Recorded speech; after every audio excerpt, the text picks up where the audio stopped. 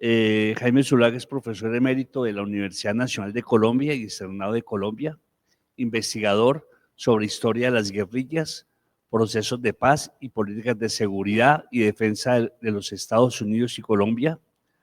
Acompañó los procesos de negociación del N-19 como delegado de la Universidad Nacional en las mesas de análisis y concertación en el proceso de paz del M-19. Acompañó también las negociaciones del Ejército Popular de Liberación, el MAQL, el PRT y la Corriente de Revolución Socialista, Partido Revolucionario de los Trabajadores y Corriente de Revolución Socialista.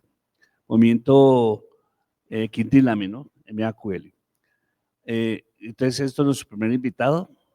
Nuestro segundo invitado es Adolfo Bula, que se encuentra al lado de allá, líder estudiantil, líder sindical, militante de Izquierda Revolucionaria, vocero del acuerdo político final entre el gobierno nacional y la corriente de Revolución Socialista el 9 de abril de 1994, representante de la Cámara en el Congreso de la República en el periodo 1994-1998, profesional en estudios políticos y resolución de conflictos, diplomado en gobierno municipal y ordenamiento territorial, diplomático colombiano en República de Cuba en el año 2003-2007, asesor legislativo en Conciencias, Ministerio de Ciencias, Tecnología e Innovación en Conciencias, secretario de Gobierno del Interior del Distrito de Santa Marta y la Gobernación del Magdalena, asesor legislativo en la Cámara de Representantes en la Comisión Cuarta de la Cámara.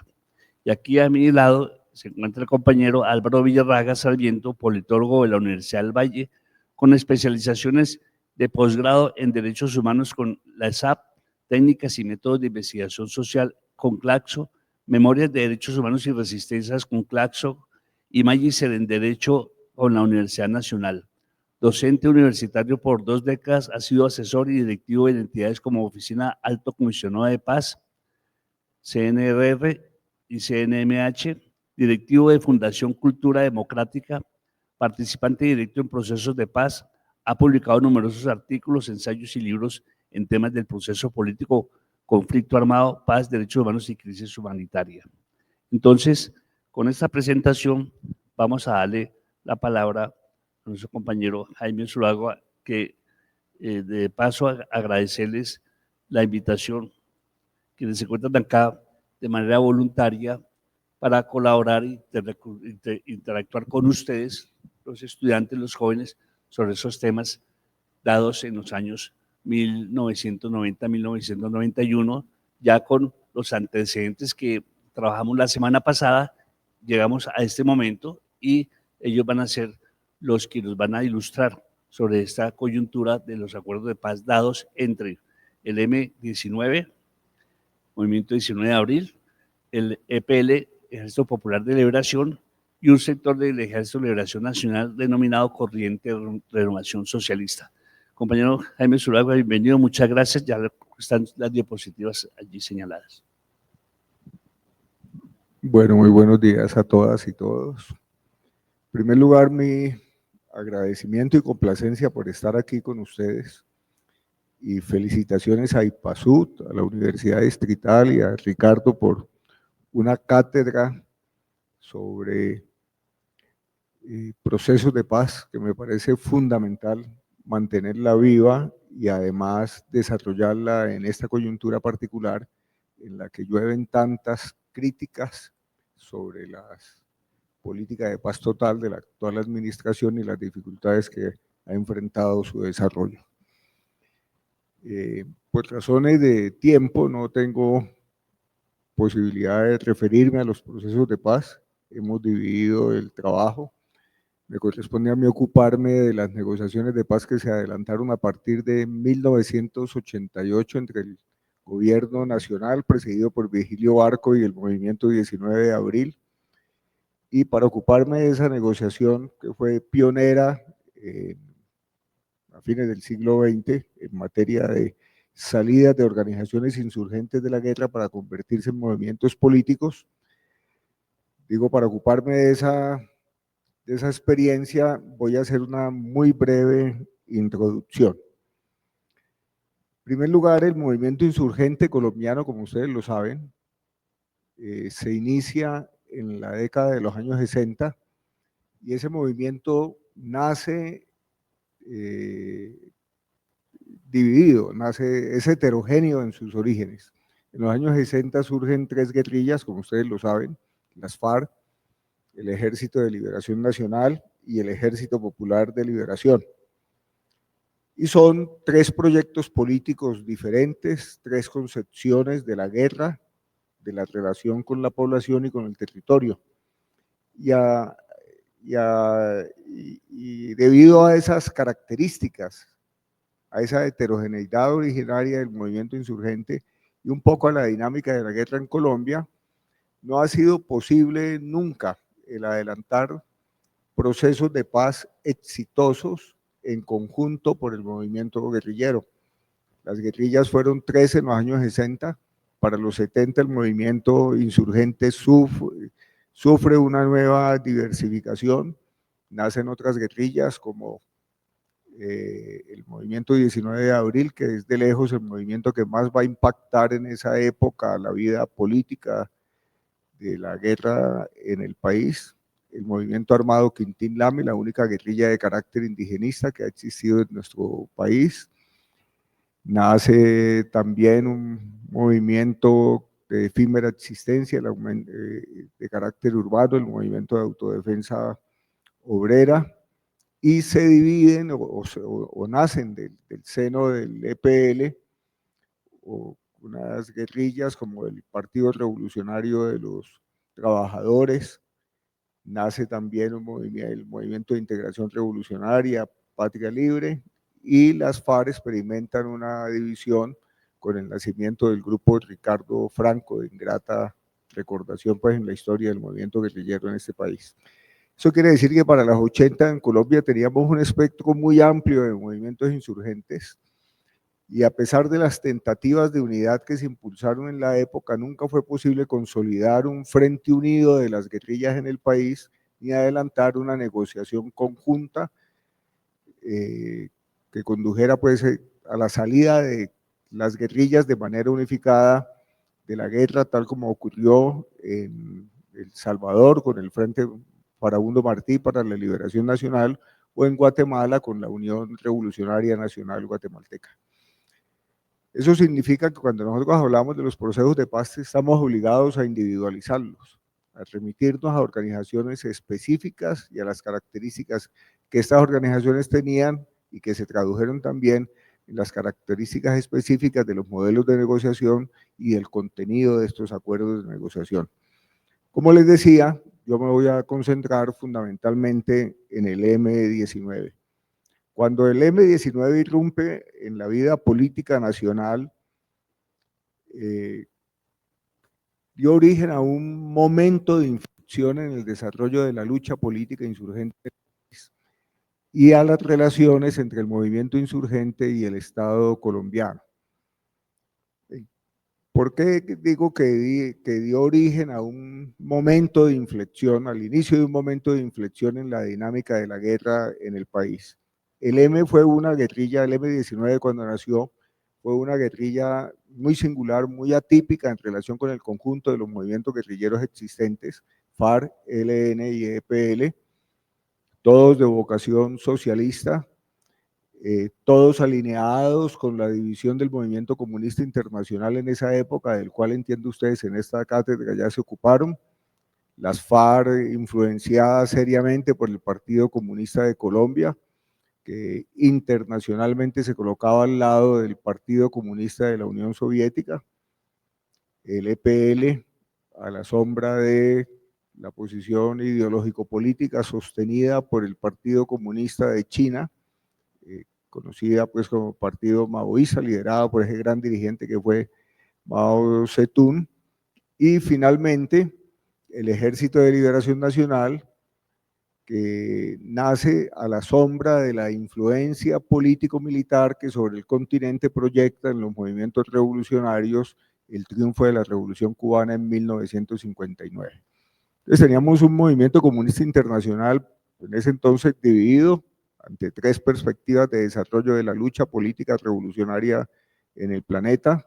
Colombia refleja con su diversidad guerrillera esa situación, y el M-19 nace en la segunda mitad del siglo 70, la vida política, declarando varias cosas. Primero, no alineamiento con las divisiones del movimiento comunista internacional ni con las posiciones de las guerrillas colombianas, sino haciendo un llamado a la unidad del movimiento insurgente en el país. Segundo, y en esto quiero que entiendan que es un proceso, no nace así con su primera declaración, sino que evoluciona en esa dirección. Segundo, el M-19 plantea, luego de un debate interno y de un proceso de discusión sobre las posiciones marxistas, leninistas que influenciaban en esa época los movimientos de la izquierda revolucionaria en el país, el M-19 plantea que su objetivo en el recurso a las armas para la lucha por el poder es la reivindicación de la democracia, la lucha por la democratización de la sociedad colombiana. De hecho, el M-19 nació a la vida pública en el país como movimiento armado, invocando la fecha del 19 de abril, día en que en el año de 1970 se celebraron unas elecciones presidenciales muy disputadas en las que el exdictador Rojas Pinilla, dirigente de la ANAPO, Alianza Nacional Popular, un movimiento político creado por el dictador después de su regreso al país luego de un año por fuera en el exilio,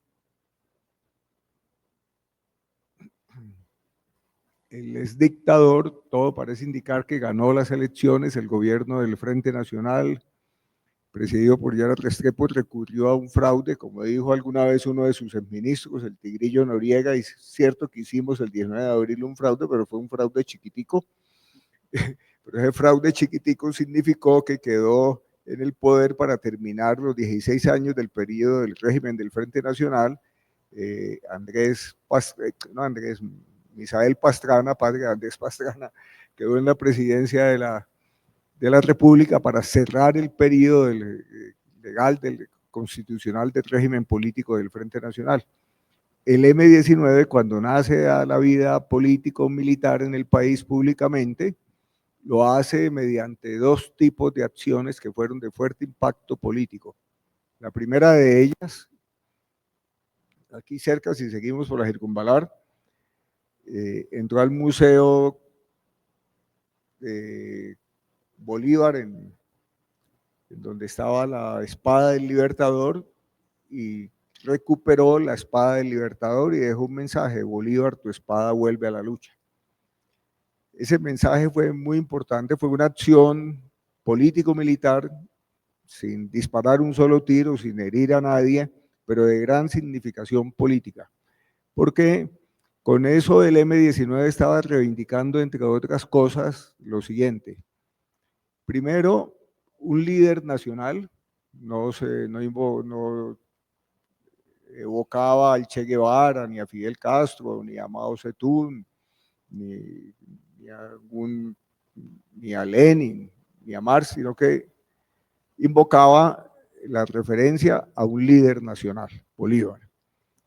Desde luego no era el primero en hacerlo, esto tenía algunos antecedentes, pero es el que le da la significación fundamental.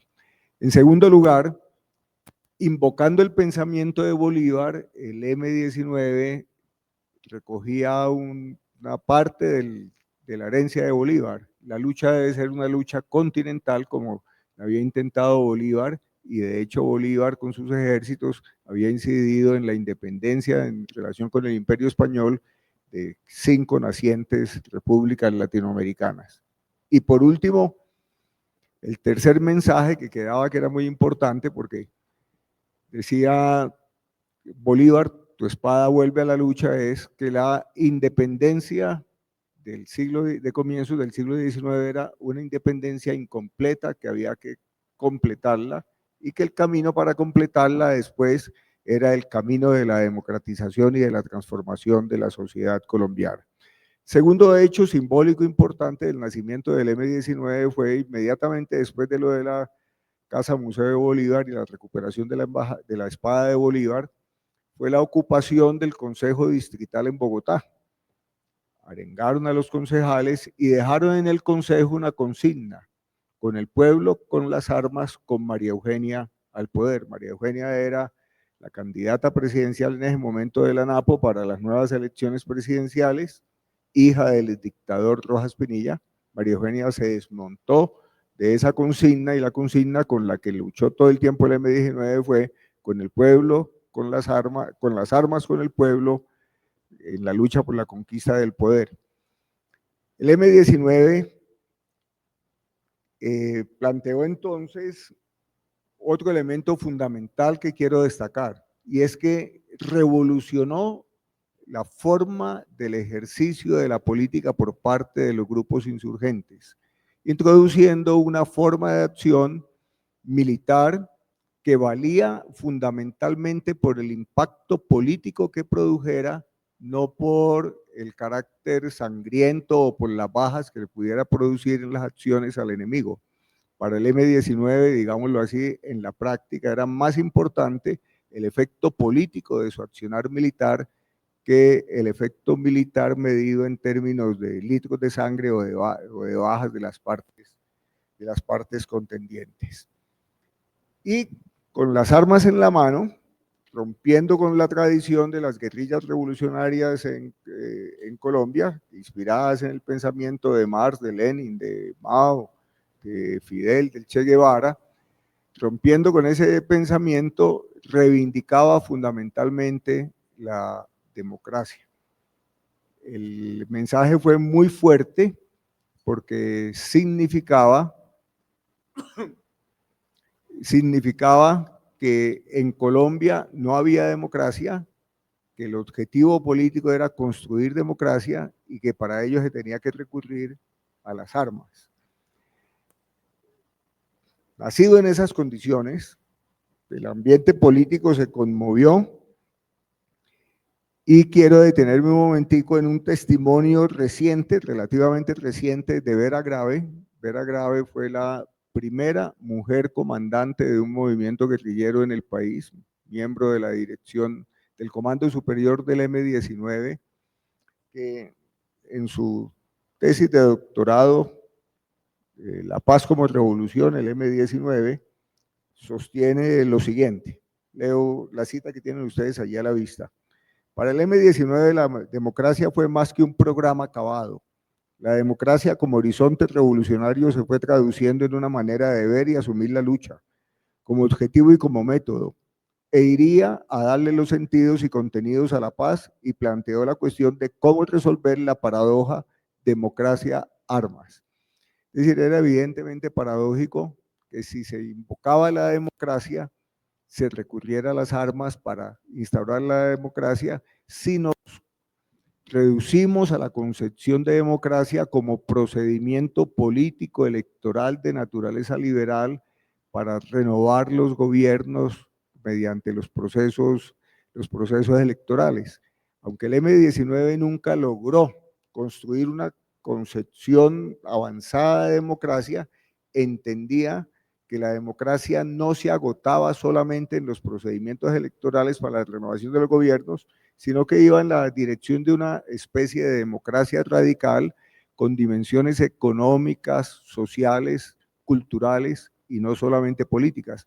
Esto es, que tuviera que ver con la forma como se organizaba la propiedad sobre la riqueza, que combatiera la pobreza, que superara los niveles de equidad de la población, que hiciera posible procesos de inclusión no solamente política, sino económica, social, cultural, etcétera.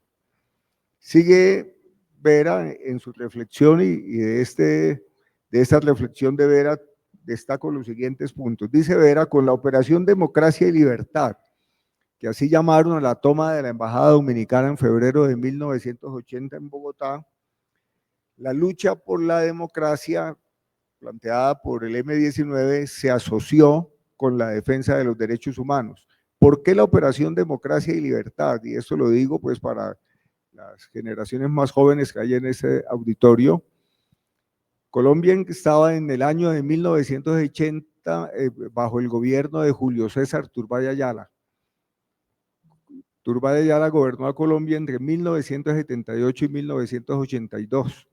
Sucedió al gobierno de Alfonso López Miquelsen, que fue presidente entre el 74 y el 78, y cuyo gobierno terminó en 1978, pocos meses después del primer gran paro cívico nacional de septiembre de 1970, que fue duramente reprimido por el gobierno de López Michelsen. En esa época comenzaba a crecer en Colombia la economía del narcotráfico ligada a la comercialización de la cocaína y en menor proporción a la producción de cocaína en el país. Ya Colombia venía desde fines de los años 60 exportando marihuana hacia los Estados Unidos y venía cogiendo fuerza la economía del narcotráfico. Entonces, había un proceso de expansión de la economía del narcotráfico, un proceso de crecimiento de las luchas y de las movilizaciones populares, pues en el periodo post-Frente Nacional, tratando de reconquistar los espacios políticos que se habían perdido durante el régimen político del Frente Nacional y ampliando la democracia en el país, y vivíamos un periodo profundo de agitación social. En esas condiciones, los militares en Colombia, al final del gobierno de López Michelsen, por primera vez de manera pública, le demandaron al presidente López Michelsen expedir un estatuto de seguridad que a juicio de ellos les permitiera enfrentar la grave situación de corrupción, decían, de descomposición y de crecimiento de la subversión que afectaba al país. López Michelsen no atendió el llamado de los militares y Turbay Ayala tan pronto asume la presidencia en el año 78, ante la reiterada exigencia de los militares de expedir un estatuto de seguridad que les confiriera a ellos facultades para manejar el orden público, expide el estatuto de seguridad de ingrata recordación en las luchas políticas en este país, y con la aplicación del estatuto de seguridad se desata una masiva y continuada violación de derechos humanos, detenciones arbitrarias, etcétera.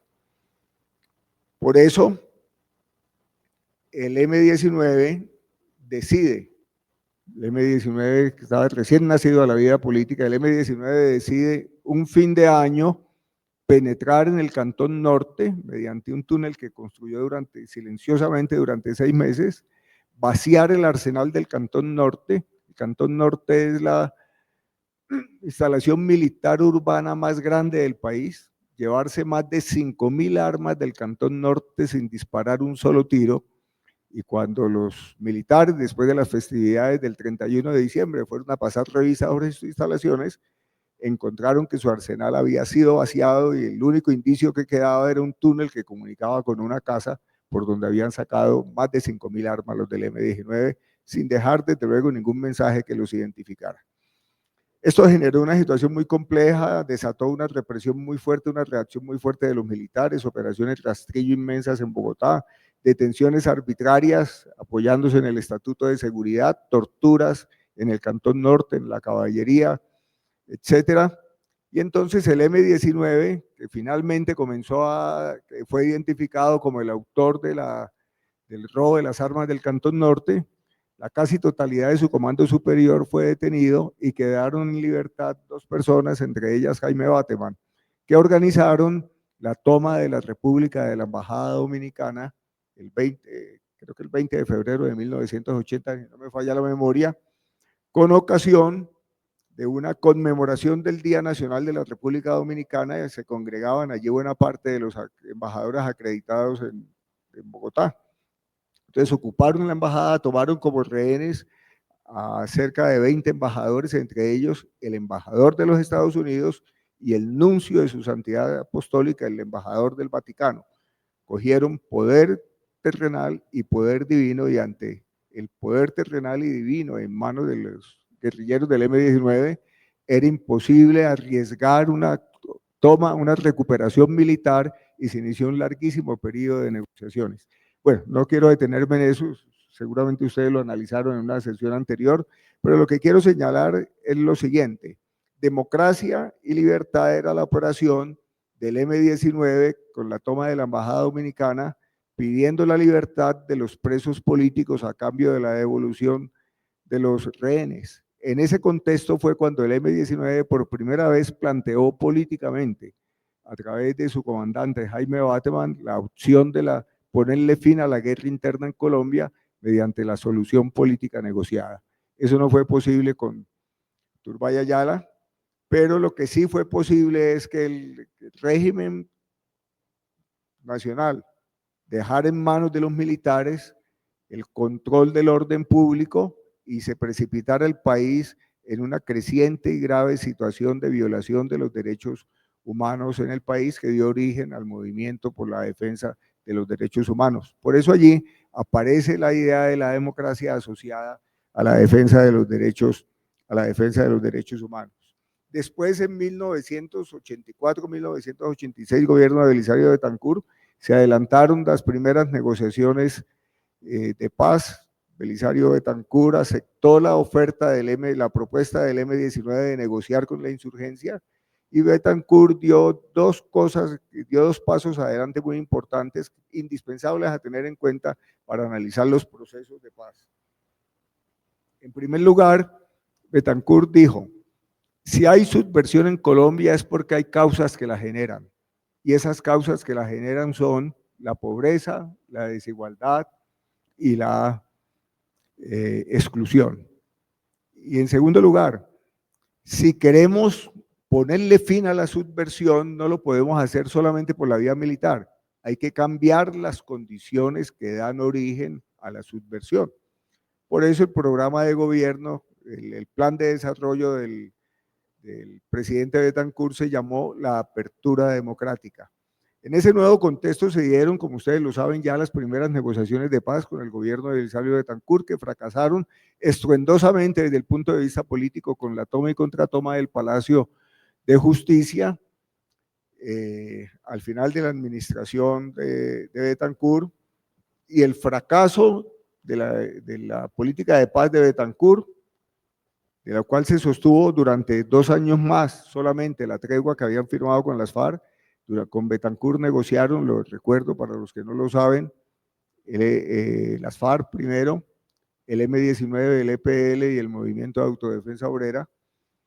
Las negociaciones con el EPL y con el M-19 se rompieron en el último año del gobierno de Belisario Betancur, ambas por diferentes factores, pero hay que decir, al EPL le mataron su comandante vocero aquí en Bogotá, y al M-19 le asaltaron su campamento en una de las montañas del norte del Cauca, donde estaban desarrollando un congreso para discutir la política de paz. Pero además las guerrillas no estaban en ese entonces dispuestas a negociar con el gobierno. Termino allí la introducción a esto. Para pasar, por favor, pasemos a la segunda diapositiva.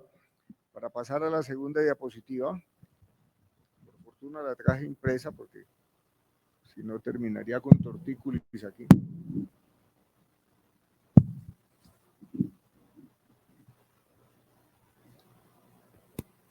Para pasar a las negociaciones que desarrolló el 19 con el gobierno de Virgilio Barco. La administración de Betancur terminó con el fracaso estruendoso, que repito, simbólicamente lo representa la toma y contratoma del Palacio de Justicia, en la que el Estado colombiano y el M-19 son responsables de graves violaciones a los derechos humanos y al derecho internacional humanitario.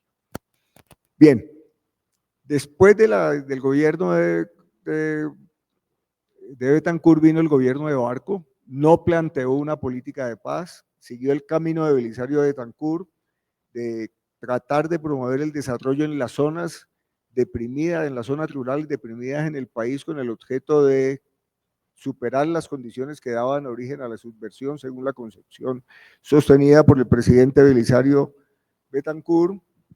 Y el movimiento guerrillero entró en un momento de ascenso de las luchas militares en el país y de crecimiento continuado de las luchas militares. Dejo simplemente planteado para la discusión tener en cuenta 2 factores que van a ser muy importantes. Durante el gobierno de Belisario hubo un cambio muy importante en la forma de represión de las luchas populares y de la lucha contra insurgente. El énfasis fue debilitar o recurrir menos a las detenciones arbitrarias y darle vía libre a la desaparición forzada en Colombia. Entonces Colombia comienza a ser el escenario creciente de la desaparición forzada de personas como una de las características dominantes de la forma de reprimir la lucha de los movimientos sociales, políticos, de oposición y del movimiento insurgente. Y en segundo lugar,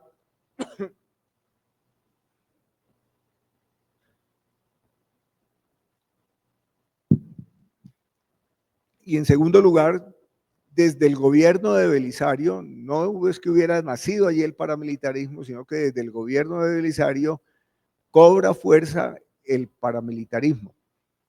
Paramilitarismo ligado a la estrategia contrainsurgente del Estado, pienso yo probablemente por encima de la voluntad del presidente, que contaba con fuerte asesoría estadounidense, como siempre han contado para eso, y hay una expansión extraordinaria muy importante del paramilitarismo, que la represento en el surgimiento público del movimiento Muerte a Secuestradores, que fue la reacción de los narcotraficantes en este país al secuestro de una integrante del clan de los Ochoa, la niña, ¿cómo? La niña Marta Nieves Ochoa, que fue secuestrada por el M-19, y a raíz de este secuestro, los principales narcos en el país deciden reunirse, organizar una especie de consorcio para fortalecer una organización militar que golpeara a aquellos quienes se atrevieran a desafiar su poder y someterlos a extorsión. Así nació el movimiento Muerte a Secuestradores, que va a ser un punto de partida muy importante de la expansión del paramilitarismo urbano y rural en el país. Y finalmente, es también en estos años 80 cuando se hace el tránsito definitivo de la exportación de marimba a la exportación, a la producción y exportación de cocaína en el país, con lo cual va a cambiar la dinámica, el poder y la incidencia de la economía del narcotráfico en el país. Asistimos entonces a un fortalecimiento del paramilitarismo y del narcotráfico que a partir de los años 90 nos permitirá hablar de narcoparamilitarismo. Bien, ¿qué plantea, qué ocurre en ese proceso? En ese proceso de expansión de la guerra, de fortalecimiento militar de las guerrillas, ¿cuánto tiempo me queda? 9 minutos, difíciles 9 minutos, entonces tengo que omitir cosas, pero a ver, hay cosas que es necesario entender. Cuando la guerra crece, crecen las demandas financieras para hacer posible la guerra. Entonces las guerrillas tuvieron que organizar verdaderos ministerios de Hacienda para financiarse y traspasaron en esa época con toda fuerza un umbral que ética y políticamente el movimiento insurgente en Colombia nunca ha debido traspasar, y fue el recurso masivo al secuestro de civiles como mecanismo de financiación. La casi totalidad de las insurgencias en el planeta han recurrido al secuestro, pero con fines fundamentalmente políticos. En Colombia, además de los fines políticos, el recurso se generalizó como mecanismo de extorsión, afectando masivamente a amplios sectores de la población civil y provocando un rechazo enorme de la población civil. A mi juicio, lo digo brevemente, el peor daño que se autoinfligió la guerrilla desde el punto de vista ético y político fue haber hecho del secuestro de civiles en la forma como lo hizo su principal fuente de financiamiento en esa época. Además, con la expansión del narcotráfico, algunos grupos insurgentes, particularmente las FARC, poco a poco terminaron articulados a la economía del narcotráfico, primero como fuente de financiamiento y después en los mecanismos que después todos nosotros hemos conocido en las últimas décadas. Pero las guerrillas crecieron, se extendieron por todo el territorio nacional. Las FARC alcanzó un poder militar que nunca en el pasado habían tenido. Y se dio en lo que llamo allí un punto de inflexión, es en una diapositiva posterior, pero lo anticipo, se dio un punto de inflexión en la guerra. La guerra en Colombia, que había sido marginal territorial y políticamente, se extiende, las guerrillas se fortalecen en una coyuntura en la que en América Latina se están debilitando, han desaparecido casi todas las guerrillas, se está negociando la paz en Centroamérica. La guerra en Colombia entra en un punto de inflexión que lo caracteriza por lo siguiente: un extraordinario fortalecimiento militar de algunas de las guerrillas, pero una enorme pérdida de legitimidad y de capacidad de convocatoria de la población, fundamentalmente por sus fuentes de financiamiento y por sus formas de acción que afectaban gravemente a la población civil. Al lado de eso, un extraordinario fortalecimiento del narcoparamilitarismo en el país. ¿Qué hace el M-19 en esa coyuntura? El M-19 en su penúltima conferencia nacional adopta una estrategia que la llamaron paz a las fuerzas militares, guerra a la oligarquía, cosa que para quienes nos ocupábamos de eso era muy difícil de entender. Y entonces, como en ejecución de esta política, secuestraron a Álvaro Gómez Hurtado, que había sido candidato a la presidencia por el Partido Conservador, y a cambio de la libertad de Gómez Hurtado le propusieron al gobierno de Virgilio Barco definir una política de salida negociada de la guerra por parte del gobierno. Finalmente, la presión del M-19 triunfó, y creo que vale la pena leer, pues esto poco se conoce, las cartas que se cruzaron entre sí Carlos Pizarro, comandante del M-19, y Álvaro Gómez Hurtado mientras estaba en cautiverio secuestrado por el M-19. En una de esas cartas, que la cita Vera Grave en su libro sobre la paz como revolución, le decía Pizarro a Álvaro Gómez: Dios quiera que podamos tender los puentes para una comunicación que lentamente nos integre.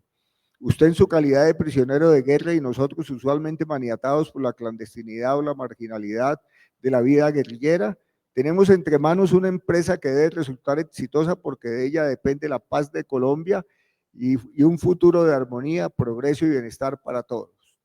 ¿Qué buscamos? Reabrir de nuevo las opciones de diálogo en nuestra patria y las alternativas de un acuerdo real y sólido entre los protagonistas de la vida nacional.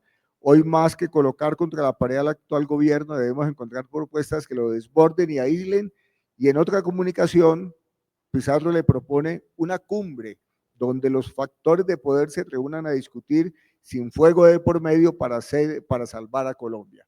Hasta ahí la carta de Pizarro. Álvaro Gómez le contesta, es una ficción, digamos, eso es más complejo. Con el acto de fuerza ustedes han logrado crear una inquietud nacional. Este es uno de esos momentos en que se juega una gran cantidad de destino.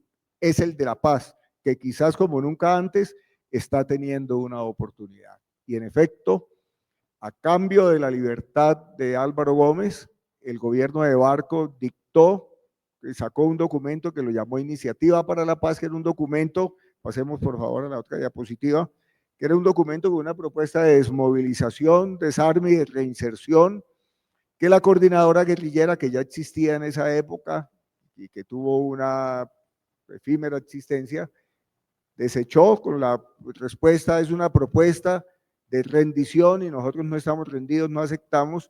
Pero el M-19, pocas semanas después, se aparta de la decisión de la coordinadora, decide abrir la puerta para la negociación con el gobierno nacional, poniendo una condición. La condición está allí en lo que ustedes pueden leer para ganar tiempo, y no la leo, vayan viéndola ustedes. La condición que el M-19 le pone a la propuesta de Barco es la siguiente. ¿Qué proponía Barco? Barco decía: nos sentamos a negociar, pero ustedes se concentran en un territorio nacional que esté efectivamente aislado del resto y controlado conjuntamente por las fuerzas militares y por el movimiento insurgente. En segundo lugar, negociamos con un cronograma determinado, nos ponemos una fecha límite de negociación. Y tercero, abrimos la negociación con el compromiso de que esto termina en la salida de la guerra, en la dejación de las armas. La coordinadora no aceptó esa propuesta. El M-19 finalmente entra en diálogos bilaterales con el gobierno y logra un compromiso del gobierno, que es el que está expresado en esa primera declaración. aceptamos el cronograma, aceptamos concentrarnos en un campamento, pero la negociación tiene que ser un itinerario hacia la democracia plena. Es decir, la negociación debe ser una negociación sobre las reformas que el país necesita para democratizarse. El gobierno de Barco acepta y se inicia la negociación con el M-19, negociación que dura un año y en la que para hacer posible el itinerario hacia la democracia plena, M-19 y Gobierno Nacional convienen lo siguiente: aceptan la propuesta de paz formulada por Bateman, Aturbay Ayala y después reeditada con el gobierno de Belisario Betancur. La paz se negocia no entre la guerrilla y el gobierno, sino en un diálogo nacional tripartito, en el que las partes que participan deben ser la insurgencia, la sociedad y el Estado. Y entre los tres convenir las reformas democratizadoras que el país necesita. El gobierno de Barco aceptó esto. Se creó mediante convocatoria nacional un mecanismo que se llamó mesas de análisis y concertación. Se crearon, pasemos a la siguiente diapositiva, por favor. Se crearon 3 mesas de análisis y concertación y se invitó a la sociedad y a las instituciones a vincularse a las mesas de análisis y concertación. Mi universidad, la Universidad Nacional, decidió participar y designó a 3 profesores de la universidad para que los representáramos en las deliberaciones en la mesa de negociación. Yo tuve la fortuna de ser uno de los seleccionados para representar a la Universidad Nacional en la negociación. Negociamos de abril a junio en las mesas de análisis y concertación. Elaboramos una propuesta de pacto político tan complejo o más complejo para la época que el acuerdo del 2016, el acuerdo final con las FARC, un acuerdo que por primera vez contemplaba las cuestiones ambientales, las cuestiones de género, el tratamiento de las poblaciones indígenas, el tener en cuenta las víctimas de las zonas en donde había tenido presencia el movimiento insurgente y fuera de las reformas políticas, económicas y sociales que se planteaban. Ese pacto político, en principio, lo cumplió el gobierno. El resultado de la negociación tripartita, porque hubo una participación muy importante en las mesas de análisis y concertación de gremios económicos, de sindicatos de trabajadores, de organizaciones de jóvenes, organizaciones de mujeres, comunidades indígenas, comunidades afrodescendientes, niños, organizaciones de mujeres, creo que ya lo he dicho, y ambientalistas, y académicos o iglesias. Durante esos meses de trabajo elaboramos un pacto político que fue suscrito en principio, como lo testimonia uno de los trabajos de Álvaro Villarraga como compilador y editor en la Biblioteca de Paz, volumen segundo que recoge todo el acuerdo. Ese acuerdo de paz era un acuerdo de paz complejo, bastante completo, que incluía reformas constitucionales, reformas legales, reformas políticas y otras cosas. Para la reforma constitucional, en las mesas de análisis propusimos convocar una asamblea constituyente que el gobierno rechazó, no aceptó, sino que el gobierno propuso, tenemos en el trámite en el Congreso una reforma constitucional que ya pasó la primera legislatura y deben ser 2 legislaturas para ser aprobada. Entonces, el compromiso del gobierno Barco fue, lo que ustedes acuerden en la mesa en materia de reforma constitucional, lo agregamos a la reforma constitucional en curso. El M-19 aceptó declinar la petición de convocar una asamblea constituyente a cambio del trámite de la reforma. Cuando esto se llevó al Congreso, el pacto se firma en noviembre, se lleva al Congreso al final de la legislatura, año de 1988, el Congreso incluye un artículo adicional que elevaba a prohibición constitucional la extradición de los colombianos. Un artículo que decía que la Constitución diría, se prohíbe extraditar colombianos.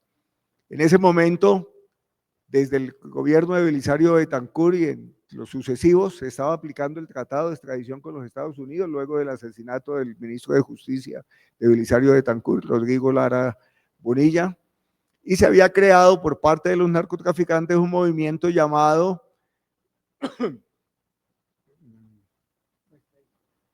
que los extraditables, un movimiento llamado Los Extraditables, que tenía la consigna: preferimos una tumba en Colombia a una cárcel en los Estados Unidos. Y habían recurrido, sobre todo el cartel llamado de Pablo Escobar, había recurrido al terrorismo en gran escala para tratar de presionar al Estado para que no se aplicara el tratado de extradición.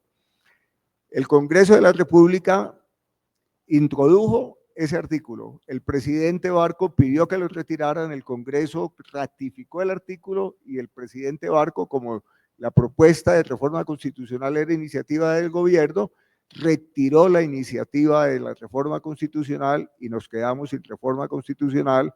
18 de diciembre del 88, el pacto político en su contenido constitucional, que ustedes lo pueden ver allí en la diapositiva parcialmente, se hundió. ¿Qué decide el M-19? Convocar a su última conferencia como grupo armado, plantear la situación: llevamos un año de negociación, las clases dirigentes incumplen, y la decisión mayoritaria con 3 votos disidentes fue la siguiente: el M-19 le dio la palabra al pueblo de que saldría de la guerra en este proceso de negociación, aunque la clase dirigente le incumpla al pueblo y al M-19, nosotros le cumplimos al pueblo. De allí nace la consigna palabra que sí, con la que Carlos Pizarro va a iniciar su campaña presidencial, después cuando el movimiento 19 de abril se convierte en movimiento político Alianza Democrática M-19. Concluyo entonces con lo siguiente: 3 o 4 lecciones que me parecen de la mayor importancia. Primero, la agenda de paz es una agenda reformista, democratizadora de la sociedad. Así ha sido desde el comienzo, agendas que han sido propuestas por las insurgencias, y así ha sido hasta el acuerdo final con las FARC, firmado en 2016. Segundo, gran lección: es posible la participación ciudadana en las negociaciones de paz. Las mesas de análisis y concertación fueron una demostración fehaciente de que era posible concertar sectores de la sociedad para proponer reformas democratizadoras del país y luego llevarlas a las instancias decisorias políticas en el país, que podía ser el Congreso de la República o un plebiscito o algo parecido. Y tercero, era indispensable reformar la Constitución. El Estado afrontaba una grave crisis de legitimidad. Para eso se propuso la constituyente, que no prosperó. Se hundió la reforma constitucional, y ese hundimiento de la reforma constitucional, aunado a la decisión política del M-19 de salir de todas maneras de la guerra, a pesar de que no hubiera reforma constitucional, para seguir luchando por la paz, coadyuvó a desatar el más importante proceso de insurgencia ciudadana en este país, que fue el movimiento por la constituyente, conocido como la Séptima Papeleta, liderado fundamentalmente por algunos movimientos universitarios, por movimientos sociales y por grupos políticos, que desembocó finalmente en el voto millonario, cerca de 10 millones de la Séptima Papeleta, de colombianos que dijimos sí estamos de acuerdo con una asamblea constituyente. Se convocó a elecciones de la asamblea constituyente. El M-19 ya había salido de la guerra, se había convertido en movimiento político, Alianza Democrática M-19, participó en las elecciones por la constituyente y se convirtió en una fuerza determinante en la definición de los contenidos democratizadores de la nueva constitución política de 1991. Pero además ocurrió una cosa muy importante: este proceso constituyente le permitió al EPL, bueno, a la corriente de Renovación Socialista, otra historia es posterior, al PRT y al movimiento Quintín Lame, vincularse a procesos de negociación de paz para participar en la Asamblea Constituyente. Concluyo con lo siguiente, no sé cuántos minutos me quedan, o si me pasé. Concluyo con lo siguiente: lo que la guerrilla no había logrado en cerca de casi 30 años de lucha armada, de reforma de la Constitución, lo logró un proceso de insurgencia ciudadana civilista que nos dotó de la Constitución Política de 1991, que es indudablemente una carta de navegación en un proceso de democratización del país, fuertemente vulnerada por los sectores dirigentes políticos de este país en los 30 años que lleva de vigencia la Constitución. Pero No hubiera sido posible ese proceso constituyente sin la experiencia de la lucha armada, sin los procesos de paz y sin este laboratorio extraordinario de democratización en Colombia, que es la posibilidad de que los movimientos armados al filo del siglo pudieran evolucionar de movimientos armados a movimientos políticos legales e incorporarse a las luchas por la democratización de la sociedad colombiana.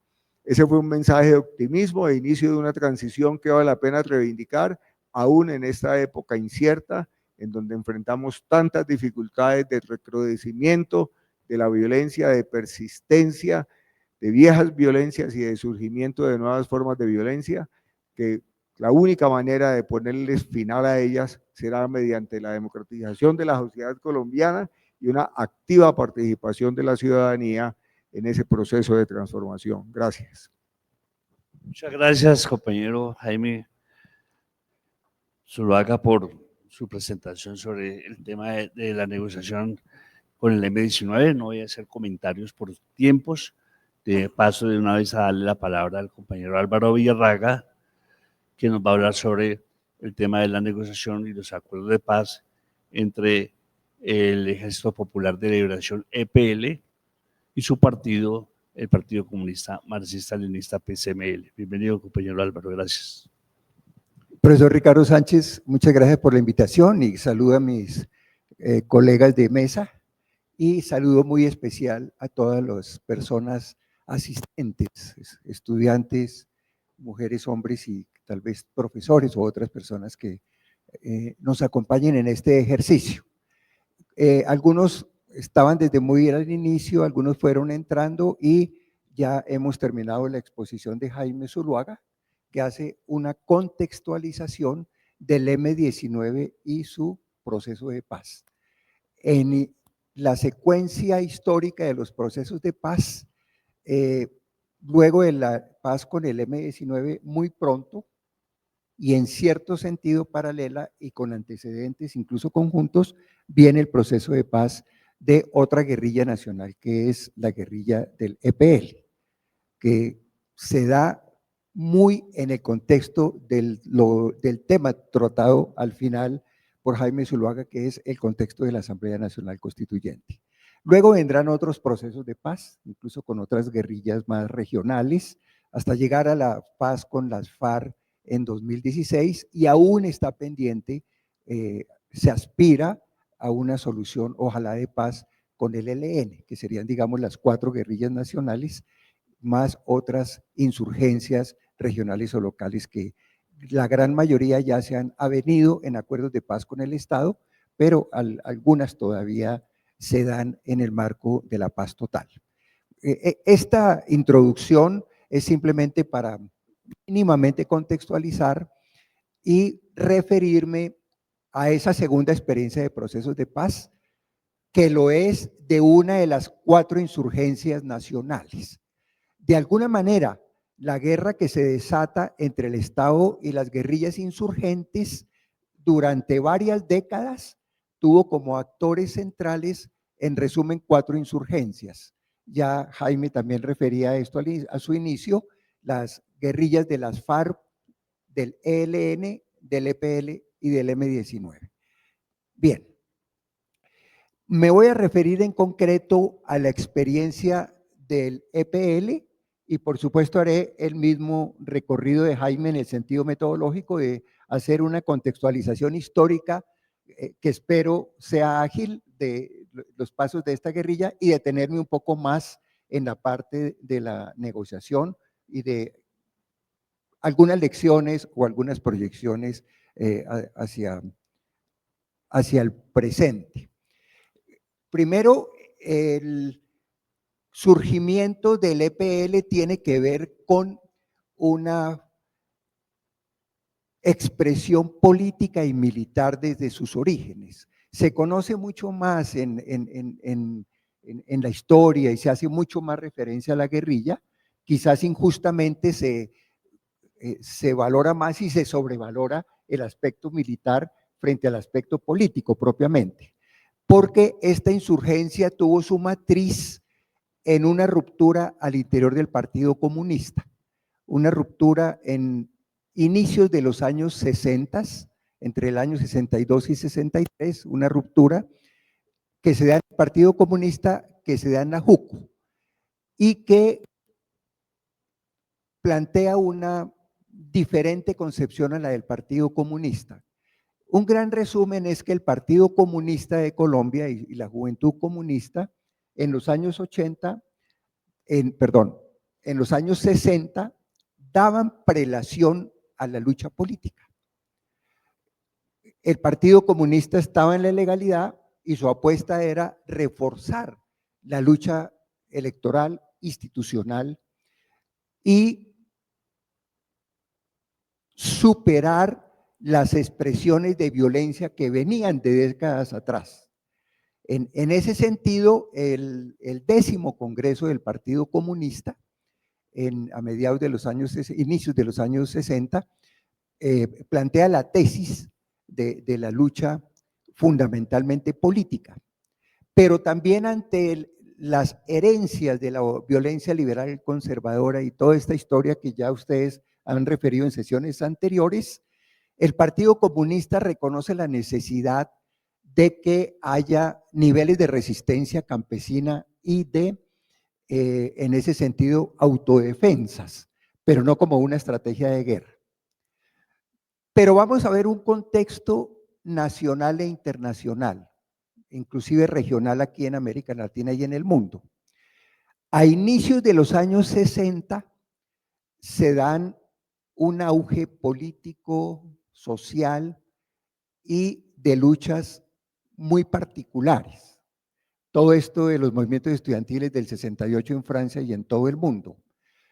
Toda esa gran movilización contra la agresión norteamericana a Vietnam, Laos y Camboya, movimientos sobre todo exigiendo la paz en Indochina, en Europa y Estados Unidos, pero también en los años 60 cobran mucho vigor movimientos de liberación nacional en África, Argelia, y es larga la lista de movimientos por la independencia que buscan incluso por la vía política, pero no logran las liberaciones nacionales, la autonomía y la independencia, y se desencadenan guerras de liberación nacional en muchos países africanos.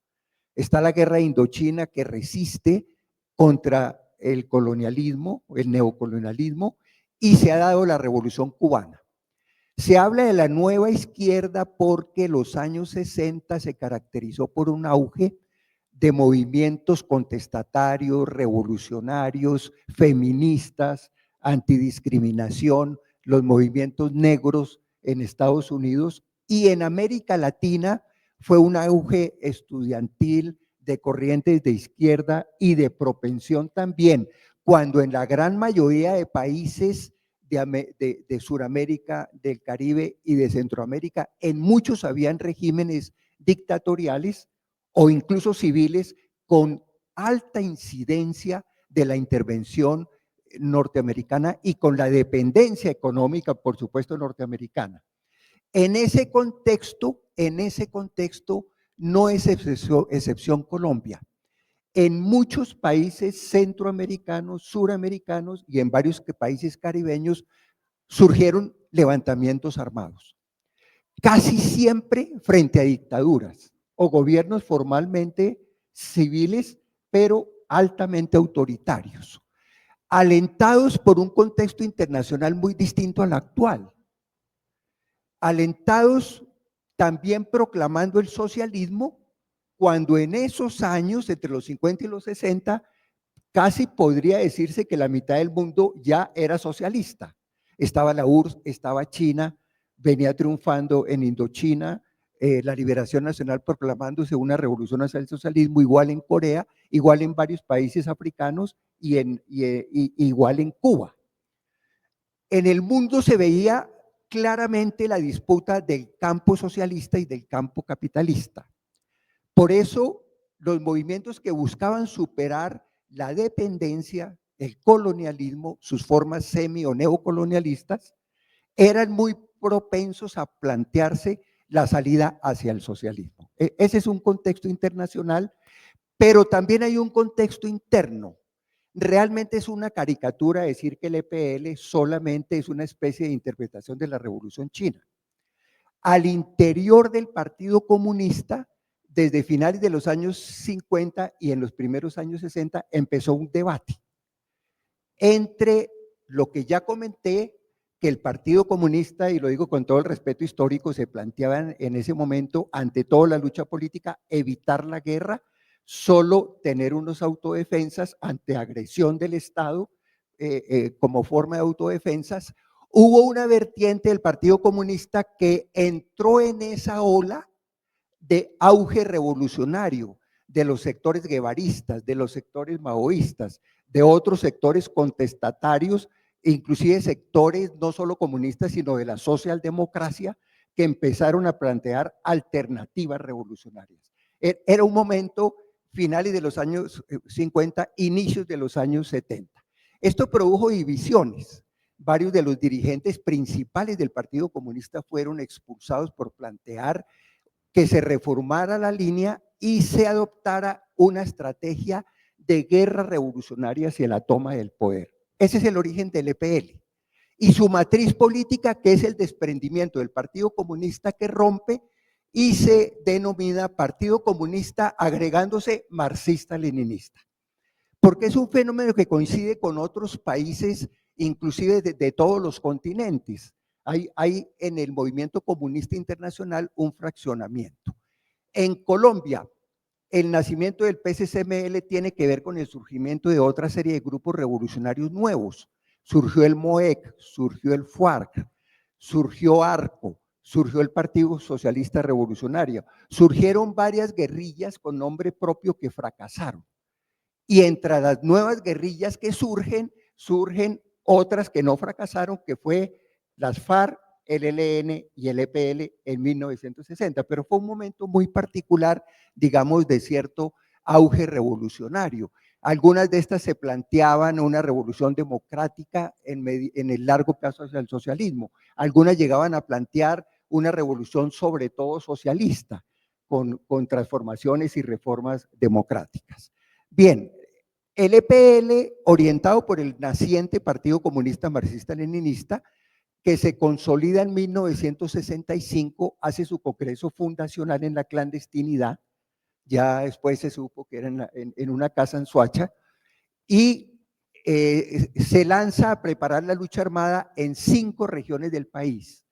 En 4 no tuvo éxito, y solo tuvo éxito en una, entre el sur de Córdoba y partes de Antioquia, Urabá, el norte y el Bajo Cauca, y el sur en Antioquia y el sur de Córdoba. En el noroeste, el surgimiento en esa sola región, porque no voy a contar la historia de las 4 donde no logró surgir, se dio sobre la base del apoyo de campesinos colonos, que además eran campesinos colonos que habían militado en el MRL, que habían tenido guerrillas liberales en esas regiones o eran campesinos desplazados de otras regiones de Urabá, del occidente de Antioquia y de otras zonas del Caribe, especialmente de Córdoba, y que estaban allá como campesinos colonos refugiados, desplazados, pero tenían tradición de lucha guerrillera. El EPL logra consolidarse con una base campesina y de excombatientes, donde está Julio Guerra, y están otros líderes, no me extiendo, pero hay 5, 6, 7 apellidos que podrían mencionarse de familias de origen liberal, de izquierda revolucionaria liberal y de resistencia armada anterior, que entran a conectarse con la presencia de cuadros del Partido Comunista Marxista-Leninista, dando origen a la guerrilla del EPL. La forma de surgir esta guerrilla fue a través de levantamientos campesinos. En el Alto Sinú, en el San Jorge, en el Bajo Cauca, hubo repartición de grandes haciendas, ocupación militar y ocupación campesina, distribución de tierras y una economía solidaria, y se caracterizó como el nacimiento de una zona que sería el germen de un gobierno revolucionario. Esa forma en esas regiones llevó a crear lo que se llamaron las juntas patrióticas populares, pequeños gobiernos elegidos por la propia población y que tenía en esa zona control el EPL naciente. Allí se prolongó una guerra entre las juntas patrióticas populares que controlaban el comercio, controlaban la vida civil, ejercían como autoridad, y el EPL que desplegaba su acción revolucionaria en ese territorio. En ese territorio hubo una guerra regional poco conocida entre 1967 y 1973, una guerra bastante cruenta. El EPL consolidó lo que llamó su zona interna, consolidó un respaldo campesino, pero vinieron 3 cercos militares en ese periodo y hubo muchas bajas del lado de la guerrilla hacia la fuerza pública y del lado de la fuerza pública hacia la guerrilla. Pero hubo una gran tragedia humanitaria causada por el ejército y la policía contra el campesinado de la zona. La mayoría de la población fue desplazada, se creó un campo de concentración en Tierra Alta y hubo asesinato de personas de bastante edad, de niños y violación masiva de mujeres. Es decir, todo campesino que no se metió a la guerrilla era atropellado de una manera bárbara. Esto está documentado. Eso llevó a que la zona que caracterizada como primera zona liberada del EPL, la mayoría de la población a mediados de los 70 salió de la población. E inclusive de la poca población que quedó, bastante reducida la población, tuvo que subir a partes altas y hacerse muy concomitante con el EPL para poder sobrevivir la represión tan cruda oficial que se dio. Paralelamente a esta historia, como ya les dije, esta insurgencia tenía una expresión de guerrilla y una expresión de partido. La expresión de partido PSCML en la segunda mitad de los 60 hasta la segunda mitad de los 70 cobró vigor como proyecto clandestino político, proclamando la revolución, proclamando la guerra popular prolongada y haciendo a tareas de apoyo y de difusión de respaldo a la guerrilla del EPL. Se hablaba de que ya empezó la guerra popular prolongada, había una zona liberada, y esto tuvo mucha influencia en esas épocas. Llegó a ser la principal influencia en el movimiento estudiantil a nivel nacional. En los años 70 mediados, todas las universidades públicas, en colegios públicos, llegó a tener una fuerza importante obrera, especialmente en Antioquia, en el Caribe y en el Valle, y llegó a tener una influencia campesina, siendo la mayor influencia en el movimiento de la ACNUC de lucha por la tierra en el Caribe. Se produjo un fenómeno muy particular, creció políticamente, lo militar tuvo ese despliegue con esa vicisitud de tragedia humanitaria y de desgaste. En la guerra murieron la gran mayoría de los principales dirigentes políticos y militares: Pedro Vázquez Rendón, Pedro León Arboleda, Libardo Mora Toro, Francisco Garnica, entre otros. De tal manera que esta organización entra en una crisis luego de su surgimiento. Ahí aparecen personas de las que he mencionado y desde luego aparecen también los campesinos, los militantes comunistas, etcétera.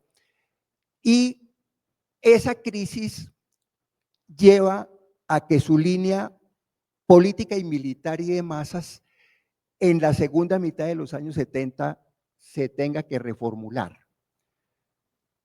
Hubo una evaluación autocrítica interna que el EPL, si se mantenía en esta estrategia de zonas liberadas, llevaría al aniquilamiento y el fracaso. Reorienta su línea militar, disuelve las juntas patrióticas para no exponer la población, disuelve la concepción de zona liberada y empieza a plantear otro tipo de presencia guerrillera, más fluida, pero más extendida y más en el concepto de guerra revolucionaria. En 1980 se hace un segundo congreso y ese segundo congreso va a ser un replanteamiento de fondo. Me atrevo a decir, el Partido Comunista Marxista-Leninista y el EPL tuvieron dos grandes periodos. Ese periodo de lucha revolucionaria, crear zonas liberadas y hacer propaganda en los movimientos sociales, y un segundo periodo a partir de 1980, donde hay una reformulación en su línea política. ¿Cuál es la reformulación? En resumen, en los años 80, se entra a plantear lo principal debe ser la lucha política, lo secundario debe ser la lucha armada. La lucha armada no es un principio, puede hacerse o no. Incluso lo deseable es que predomine la lucha política. E incluso otra rectificación que hace, otro cambio en la línea. Anteriormente se respaldaban los movimientos estudiantiles, campesinos, laborales, etcétera, etcétera, pero más en la óptica de la presión de los movimientos sociales hacia una perspectiva revolucionaria. Ahora, en este Congreso de 1980 se hace un replanteamiento planteando el énfasis más en los contenidos reivindicativos y de reforma de esos movimientos sociales. Entonces, a partir de 1980, el EPL y su matriz política, el PCCML, adoptan la validez y legitimidad de un programa de reformas. No hay que esperar llegar a la toma del poder y hacer las transformaciones, no. Hay que hacer la reforma agraria, potenciarla. De hecho, ya se traía la experiencia de la NUC, donde se habían aceptado las parcelaciones de tierra, las empresas comunitarias, las legalizaciones con el INCORA.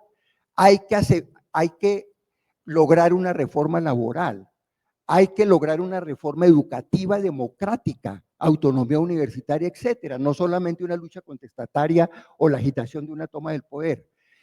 Pero lo más importante, y creo que es la definición política más valiosa que hizo esta insurgencia, es que 2 años después, en 1982, acepta la posibilidad de una solución política a la guerra con el gobierno, con el Estado, y en esa negociación para la solución política, el EPL propone de manera propia y original la propuesta de que se convoque una Asamblea Nacional Constituyente, como la reforma de las reformas, como la reforma central. Proponer a la Asamblea Nacional Constituyente y saca documentos el PCCML y EPL y lleva la propuesta a la mesa de negociación que ya se refería Jaime con el gobierno Belisario Betancur, y la propuesta dice: convóquese una Asamblea Nacional Constituyente que sea soberana, que pueda cambiar el régimen político, que pueda expedir una nueva constitución. Incluso tiene unas propuestas muy particulares, que el elemento central sea la soberanía popular, incluso no la participación, más de fondo, la soberanía popular, que signifique recuperar que no existía la democracia directa, y se explicaba en esta época: referendo, plebiscito, constituyente, voto programático, etcétera. Y se plantea que se asocie la reforma política a 5 propuestas de reformas sociales: reforma agraria, reforma urbana, reforma tributaria, reforma laboral y otras reformas en el ámbito social. A partir de esta nueva concepción, mucho más de lo político, la aceptación de las reformas, y plantearle incluso a las otras guerrillas fraternalmente la propuesta de la Asamblea Nacional Constituyente, en la idea de que si se convocaba una constituyente, todas las guerrillas nacionales o regionales se convirtieran en partidos políticos, se les brindara garantías y se superara el conflicto armado en Colombia. Eso lleva a que en 1982, eso lleva a que en 1984, cuando se firman las treguas con el gobierno Betancur, aquí voy a hacer una alusión comparativa para contextualizar, el primer ensayo hacia la paz, el primer proceso de paz, lo tuvieron de las 4 guerrillas, 3 con el gobierno Betancur. En una reflexión histórica que yo hago, Yo invito a entender la complejidad de esos procesos porque hay una especie de cliché frente a estos procesos de los 80, casi que reducirlo al fracaso final que en verdad lo hubo y no ver la experiencia que significó por primera vez entre 1984 y 1986 y 87 la primera negociación de paz entre el Estado y las guerrillas. Hay que reconocerle al presidente Betancourt que diseñó una política de paz. No me voy a meter en detalles porque me iría mucho tiempo, pero planteó el PNR como rehabilitaciones sociales, planteó reconocer las guerrillas como insurgentes, creó una comisión de paz muy amplia, planteó la disposición a hacer reformas institucionales para la paz. Y en aras de la discusión afirmo, sí hubo frutos de ese proceso político de negociación.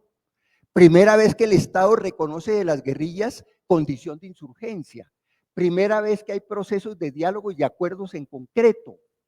¿Qué quedó del acuerdo con las FARC y el gobierno de Betancourt?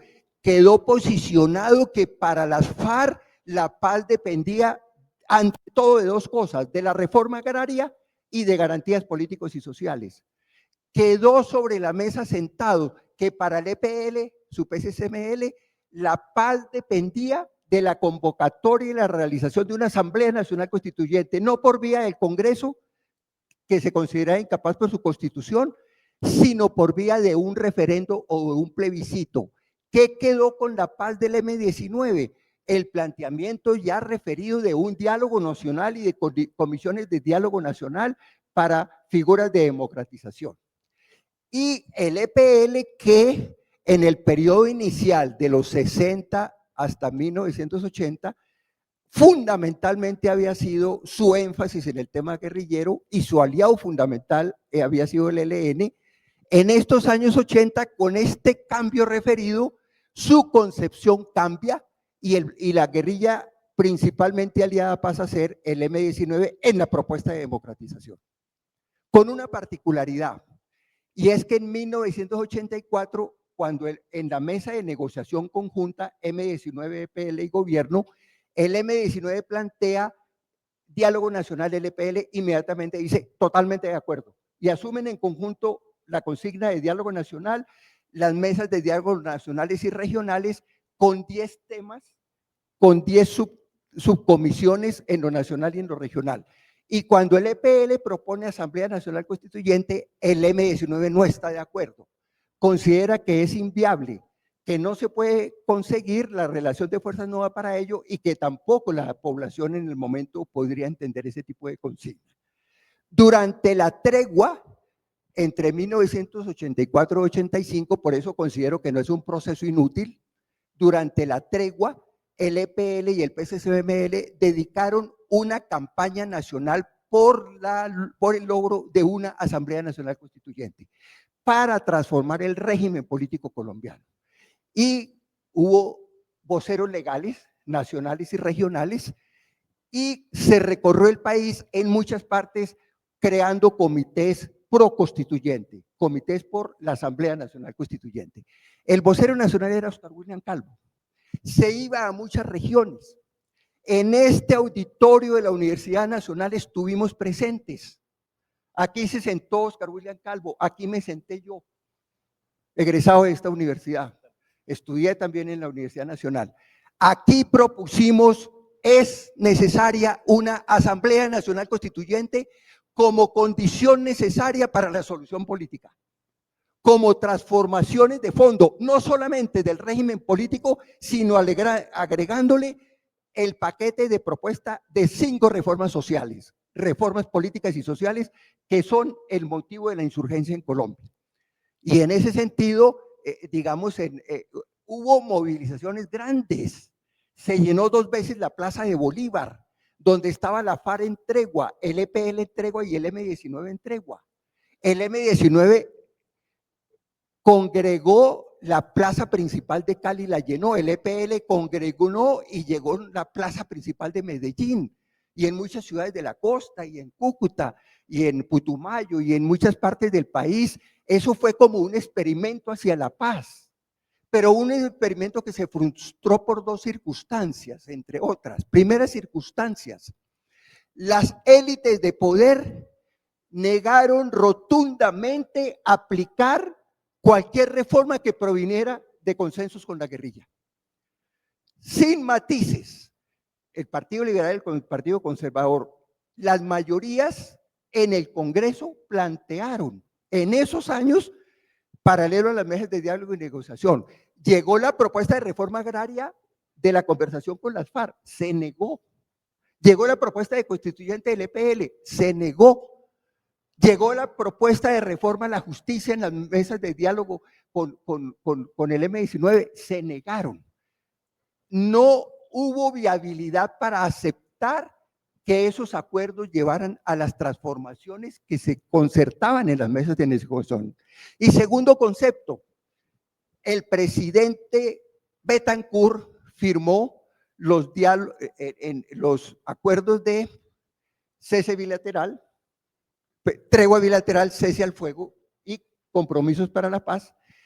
La fuerza pública jamás acató el cese al fuego, nunca lo acató. Expresamente, los ministros de defensa eran generales del ejercicio, los tenía que cambiar. El segundo, Landazábal, los generales retaban al propio presidente y en la práctica empezaron a atacar y a matar a los voceros.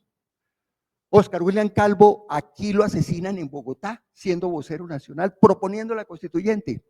Antonio Navarro, siendo vocero en Cali, intenta matarlo el ejército también. Aquí a Óscar William lo mata el ejército, 20 brigadas, batallón Charri Solano, general Ramírez dio la orden y ya se sabe quiénes lo mataron. Igual hacen con Navarro. Navarro no hablaba así y no era paticojo. Es un ataque mortal que lo sacan rápido del país y lo reconstruyen de emergencia en México y se recupera luego en Cuba. Mataron varios voceros regionales, mataron al vocero regional del EPL en Urabá, intentaron matar el de Córdoba y empezaron a perseguirlos a todos. Y atacaron en los campamentos del EPL en Tregua, el frente del eje cafetero, atacaron al M-19 en el Valle, atacaron a las FARC en Urabá y en el Tolima. Es decir, no reformas y acoso militar, asesinato de voceros, lleva a que se rompan esta posibilidad de los 80 como proceso de paz. Eso lleva a que la guerra se prolongue.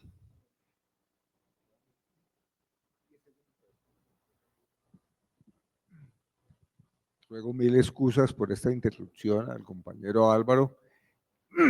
Y de nuevo aclaro con ustedes en el auditorio, anuncié que me tocaba retirarme a las 9:30, tengo un compromiso que no puedo incumplir.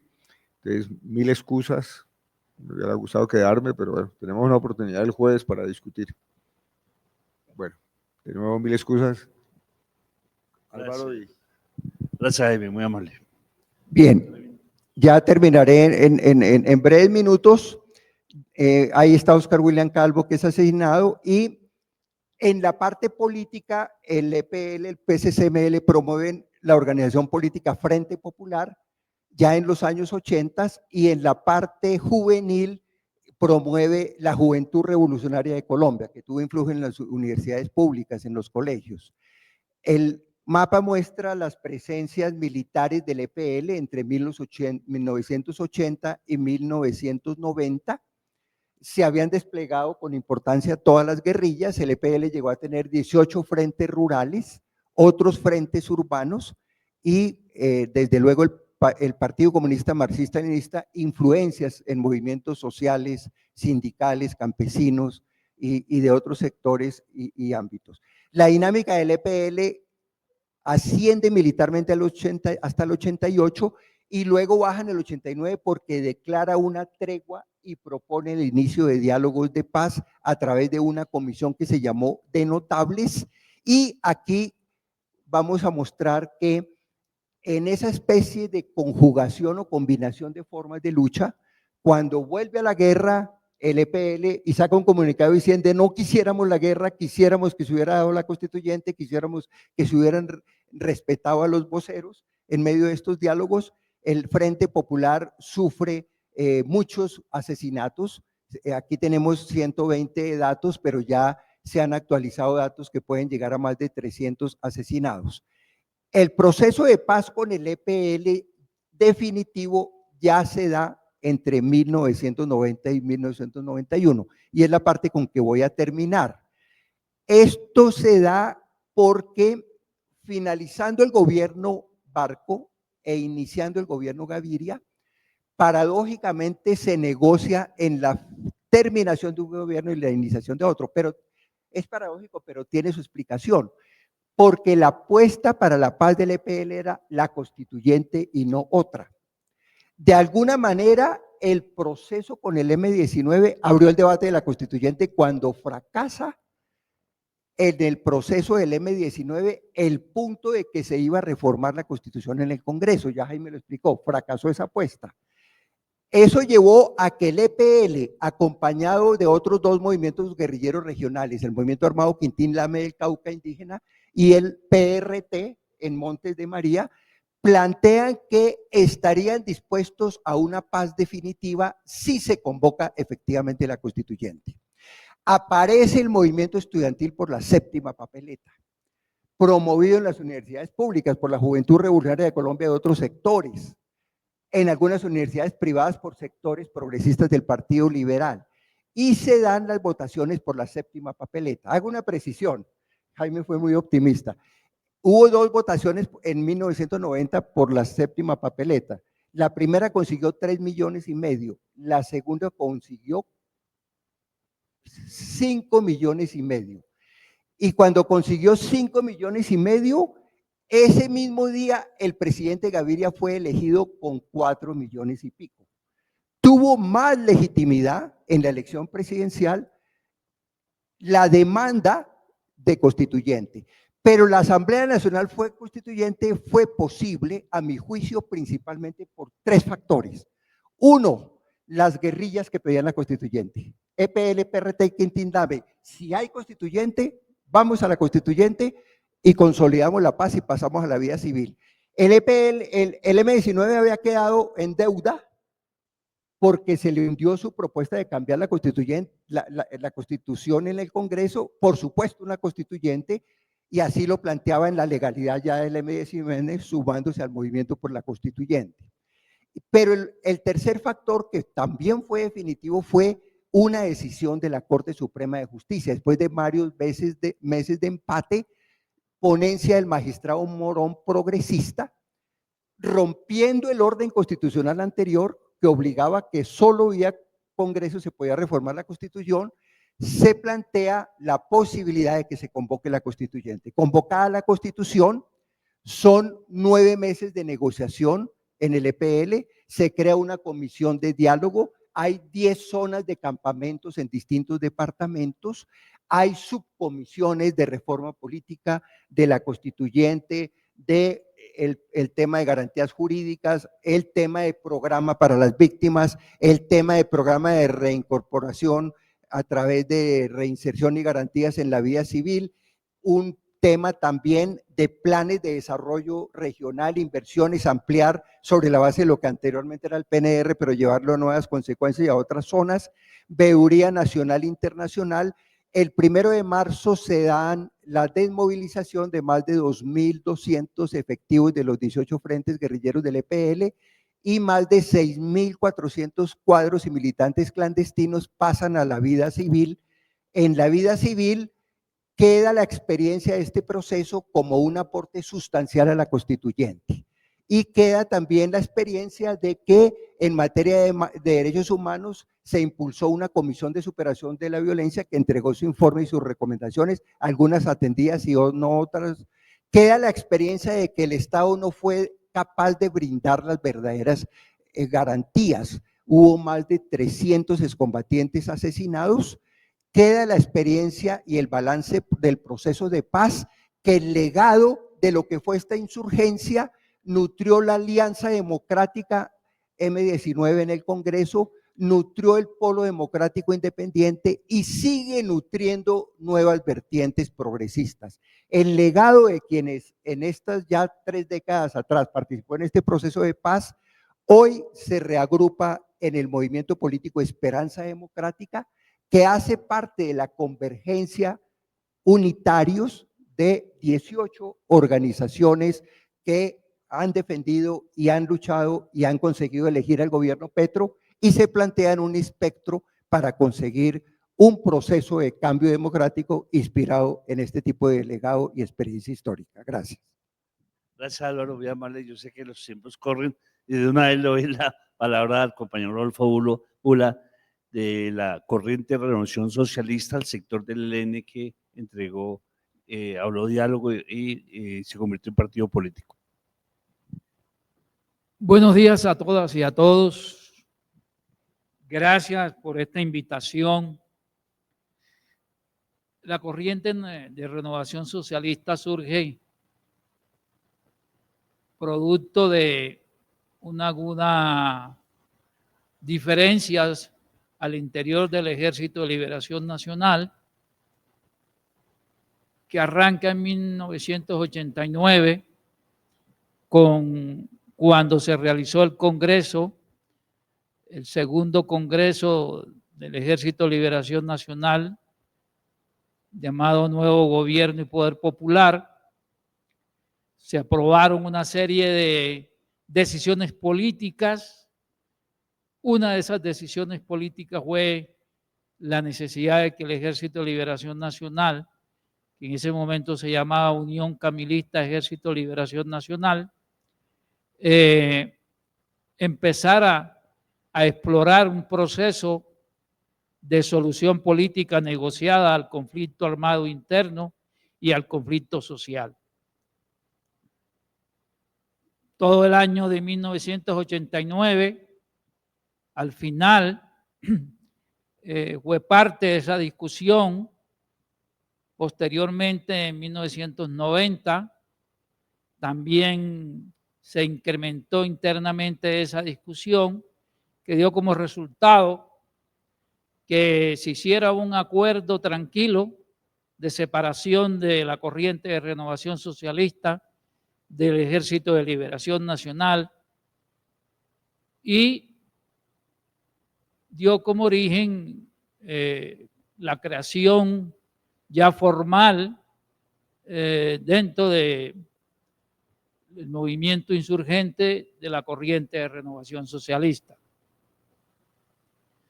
Posteriormente, ya al interior de la corriente, se empieza la discusión de cómo debemos enfrentar la nueva realidad que se está viviendo en el país. Por un lado, como ustedes saben, desde 1987 se genera todo un proceso de magnicidios en contra del liderazgo democrático y de izquierda en el país. Arrancan con Pardo Leal, posteriormente Galán, continúan con José Antequera, siguen con Pizarro, igualmente con múltiples compañeros y líderes sociales en los territorios, y eso da origen evidentemente a todo lo que se generó antes del proceso constituyente del 91. Nosotros, al interior de la corriente, entonces, viendo todo este proceso de participación social, que fue la séptima papeleta, muchos de los integrantes de la corriente hicieron parte de ese movimiento, especialmente el compañero Carlos Caicedo, que era en ese momento estudiante de la Universidad Nacional, y así sucesivamente en distintas partes del territorio. Creo que es necesario resaltar que el haberse dado el proceso constituyente del 91, haber surgido una nueva constitución el haber sido el movimiento popular y democrático parte de este proceso constituyente del 91, con la Alianza Democrática M19, pero también con otros movimientos de izquierda, la Unión Patriótica y los compañeros que habían hecho dejación de armas meses anteriores, como el EPL, el Quintín Lame y el PRT. Eso llevó, podríamos decir, a el convencimiento dentro de la corriente de la importancia de la lucha política, institucional y social. Segundo, evidentemente vivíamos una realidad contradictoria. El proceso constituyente, la nueva constitución, la inmensa esperanza que se abrió con todo este proceso, pero también convivíamos con el fortalecimiento del proyecto criminal del narcoparamilitarismo que se desató y se fortaleció en distintas partes del país. E igualmente hay que tener presente que en todos estos gobiernos de Virgilio Barco y del presidente Gaviria se desarrolló un modelo de desarrollo económico privatizador, extractivista y totalmente, digamos, enemigo de los derechos económicos de la población. Creo que esa realidad nos llevó, evidentemente, a tomar una decisión de cómo contribuíamos a fortalecer el proceso de participación democrática de amplios sectores de la sociedad colombiana. Pero también la realidad de que el conflicto armado estaba entrando en una etapa profunda de degradación, tanto por los actores asociados al régimen político, como también al interior del movimiento insurgente.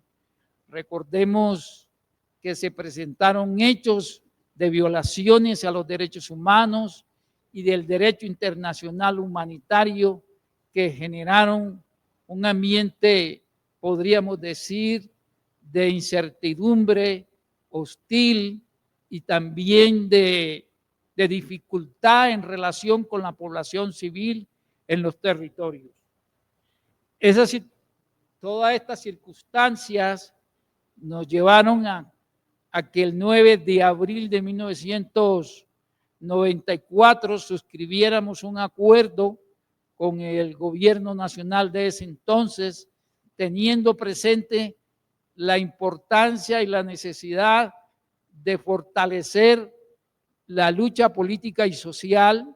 Segundo, de fortalecer y profundizar los cambios democráticos. Para algunos en ese momento era un despropósito criticar el modelo de la Constitución del 91.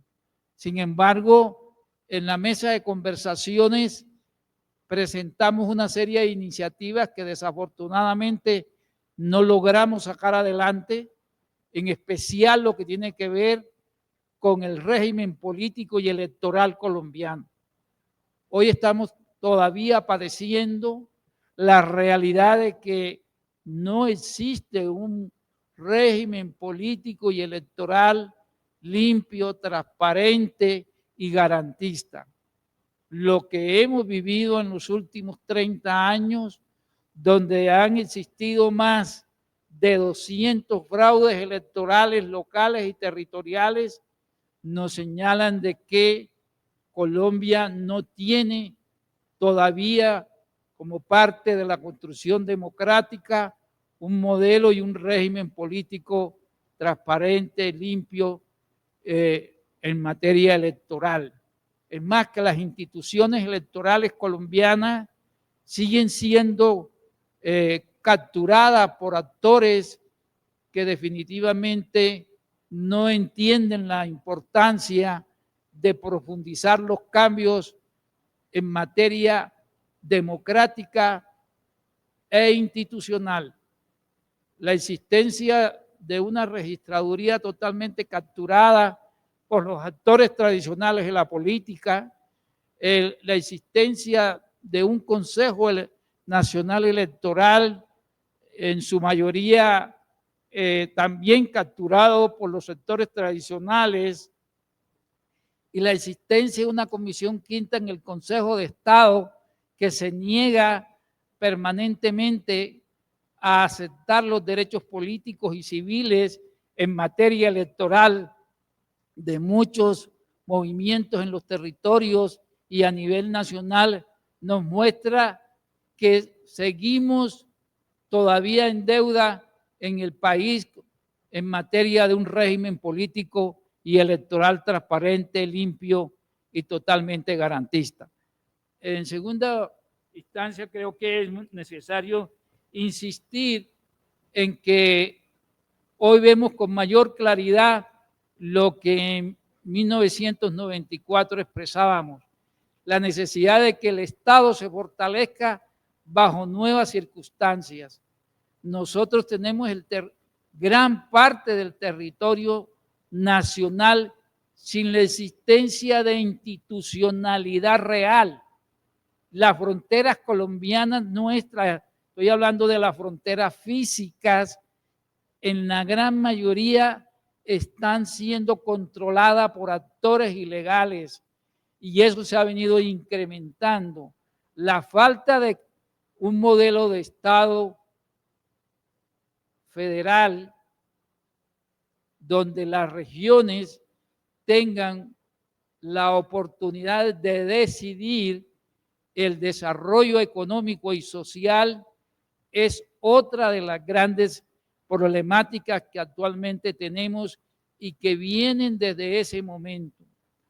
Hoy con mayor claridad vemos que debemos revertir todo este modelo privatizador que ya se venía fortaleciendo dentro del Estado colombiano y que se fortaleció en los últimos 30 años. Una de las grandes falencias y podríamos decir una de las grandes problemáticas que se generó en el proceso constituyente del 91 fue que en parte se creó las bases constitucionales para que se desatara todo un proceso de privatización de activos del Estado nacional y de los estados regionales que hoy tienen graves consecuencias para la nación. Es necesario tener presente que ante la nueva posibilidad de una nueva constituyente se requiere modificar todo lo que tiene que ver con la constitución económica que tenemos, porque es el origen de todos estos procesos privatizadores que se han desarrollado en materia de educación, en materia de salud, en la entrega de activos productivos a agentes privados, nacionales y extranjeros. Desde 1994 insistíamos en la mesa de conversaciones que ese modelo económico iba a llevarnos a la situación que actualmente vivimos. Sin embargo, quiero decirles que pesó en la decisión de la dejación de armas la necesidad de contribuir al fortalecimiento del movimiento social, a la necesidad de fortalecer la participación en los territorios, la necesidad de construir nuevos proyectos alternativos al modelo tradicional del ejercicio de la política, y en eso estamos desarrollándolo en distintas partes del país.